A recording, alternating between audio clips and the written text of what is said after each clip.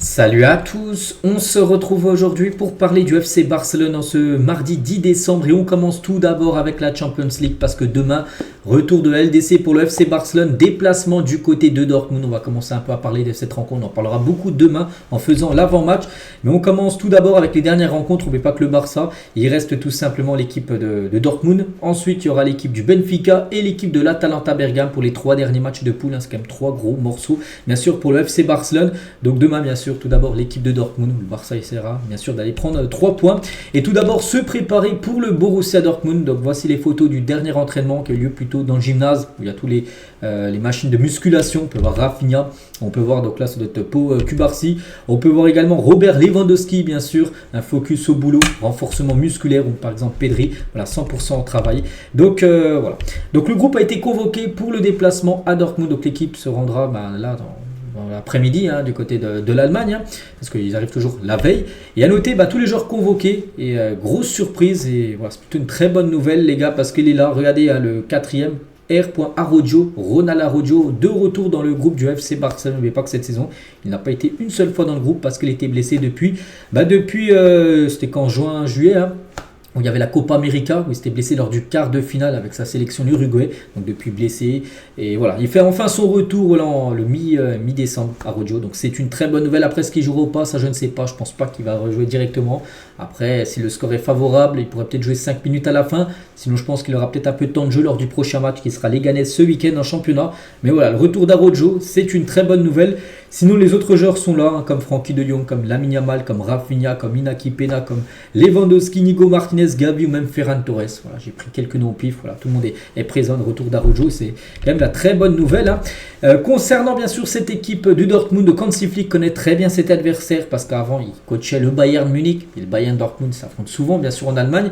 Donc il n'a jamais perdu tout d'abord contre Dortmund dans sa carrière, c'est simple, il a eu 5 matchs avec le Bayern contre Dortmund, 5 victoires. Il a toujours gagné, 15 buts marqués pour seulement 6 buts encaissés. On espère que cette série continue à 6 matchs, 6 victoires pour Hansi Flick demain. L'arbitre du match sera l'arbitre français François Le Texier, qui sera l'arbitre de cette rencontre entre le Barça et le Borussia Dortmund. Le programme concernant les prochains matchs, donc là on a parlé très rapidement du match. Parce que cet après-midi, il y a la conférence de presse bien sûr d'Hansi Flick avec un joueur, je ne sais pas quel sera le joueur avec Flick. On reviendra sur tout ce qui peut se dire, la conférence de presse, on fera tout ça bien sûr demain. Donc après le 15, n'oubliez pas Leganés à domicile, puis après le 21, Atlético Madrid à domicile pour finir cette année 2024. Les journaux Mundo Deportivo Sport, tout d'abord Mundo Deportivo, ça titre puce du champion, voilà, championship en gros, avec bien sûr le Barça qui prépare son match demain du côté de Dortmund. Et l'autre une, un sport, ça titre plutôt Frenkie de Jong, des tensions avec De Jong. Voilà, une de ce journal sport aujourd'hui en ce mardi 10 décembre. Donc De Jong est dans une guérilla, donc en gros une tension avec le conseil d'administration du FC Barcelone, tandis que ses relations avec Deco et Juan Laporta sont également très tendues. On peut voir que c'est un peu chaud entre De Jong et certaines personnes d'administration en gros du club. Donc ça se passe bien avec l'entraîneur, avec Flick, mais avec Laporta et Deco, c'est chaud. Donc Flick lui est tombé amoureux de Frenkie de Jong. Il pense qu'il est un joueur de haut niveau qui correspond parfaitement à son style, malgré qu'il a fait le dernier match où il est entré en jeu 3 minutes après, cause un penalty. Bien sûr pour Flick, les gars, il sait que c'est quand même un très bon joueur, bien sûr Frenkie de Jong. Et si cela ne tenait qu'à Hansi Flick, au-delà de ses problèmes contractuels, Frenkie restera à Barcelone la saison prochaine. On sait que c'est plutôt Deco, comme j'ai dit, et Juan Laporta qui souhaiterait vendre bien sûr Frenkie de Jong, parce que le joueur ne souhaite pas, pour l'instant il a une offre de prolongation, il n'a toujours rien accepté, il devrait être vendu, mais bon, Flick lui préférait bien sûr conserver Frenkie de Jong. On va parler d'Araujo, on a parlé il y a quelques minutes, retour bien sûr, et le personnel d'entraîneur pense que l'équipe manque d'une présence forte, agressive à l'arrière, et le retour d'Araujo sera très important bien sûr pour les prochains matchs. Oui, tu as Pau Cubarsí et Inigo. Mais voilà, quand même, Araujo, rien que physiquement, il est déjà un peu plus costaud. Puis c'est quand même un joueur agressif. Bon, les deux autres sont aussi très bons, bien sûr, Inigo et Araujo. Mais ça a ramené déjà de la concurrence et ça, c'est très bien. Et voilà, tout le monde est content, bien sûr, du retour d'Araujo. Une question, tiens, Araujo doit gagner sa place dans le 11 de départ une fois qu'il reviendra de blessure. Est-ce qu'il faut qu'il gagne ou est-ce qu'il faut le mettre directement titulaire ou tu as déjà Inigo et Cubarsí où ça marche bien. Est-ce qu'il faut qu'il regagne sa place? Je pense que oui, il faut qu'il regagne sa place. Hein. Il sera étudié voilà, pendant les matchs qu'il jouera, le temps de jeu. Donc, parce que pour l'instant, il a un peu perdu sa place vu qu'il n'a pas joué depuis le début de saison. C'est à lui maintenant de refaire ses preuves pour retrouver une place de titulaire. Après, on ne sait pas si ça sera Cubarsí ou Nigo qui en fera les frais, qui iront sur le banc. Sur les 10 derniers matchs de championnat de Barcelone, ils n'ont gardé qu'une feuille blanche au Bernabéu. Ça, c'est quand même une stat quand même terrible. Hein. Sur les 10 derniers matchs, seulement un match sans prendre de but. Hein. C'était la victoire 4-0 au Real Madrid. Hein. C'était le 26 octobre, il y a déjà un mois et demi. Donc voilà, sinon tous les autres matchs, tu as pris un but à chaque fois. Donc quand tu prends un but, il faut en marquer 2 hein, pour gagner le match. Donc voilà, ça c'est un problème. Hein. Trop de buts pris là sur les dernières rencontres. Officiel, le Barça affrontera le FC Barbastro, une équipe de 3ème division en Coupe du Roi pour les 16e de finale. Hein. Voilà, qui se joueront début janvier. Donc on a le choix, enfin je vais dire, avec 4 adversaires possibles. Du coup, ça sera cette équipe de UD Barbastro. Donc le match aura lieu là-bas. N'oubliez pas que cette équipe a déjà été l'adversaire du Barça saison dernière en Coupe du Roi. Ça a été joué le 7 janvier dernier, 2024, là, en tout début d'année. Donc l'année dernière, le Barça s'est imposé de justesse 3-2. Hein, le Barça avait galéré à battre cette équipe. Donc il y a eu des buts de Fermin Lopez, Rafinha, Lewandowski. Donc voilà, 3-2 contre une D3. En espérant que cette fois-ci ça passe plus facilement, parce que bon, il n'y a pas de match facile, même si c'est une équipe amateur. Mais voilà, concernant bien sûr cette rencontre, 2e saison consécutive en Coupe de Roi, le Barça affrontera cette équipe et ce sera peut-être les grands débuts de Chesney, les gars. Chesney pourrait faire ses grands débuts à Barcelone contre Barbastro en Coupe du Roi, parce qu'on pense qu'il va faire tourner Hansi Flick et là il mettra certainement Chesney titulaire. Pour cette rencontre, il fera souffler un peu Inaki Peña. On va parler de Nico Williams, veut rejoindre à nouveau le FC Barcelone. Voilà, bon, on sait que l'été dernier on a beaucoup parlé, il allait venir, il n'allait pas venir, du coup il n'est pas venu. Mais là, le joueur, d'après Juan Martí, qui est un journaliste espagnol, veut venir du côté du Barça. Donc le Barça doit-il essayer de signer à nouveau Nico Williams l'été prochain? Bon, moi, je n'oublie pas que tu as quand même Rafinha, ailier gauche, qui fait du taf énorme, hein, qui est pour moi le meilleur joueur, parce que je joue ailier gauche, c'est pour ça que je parle de Rafinha.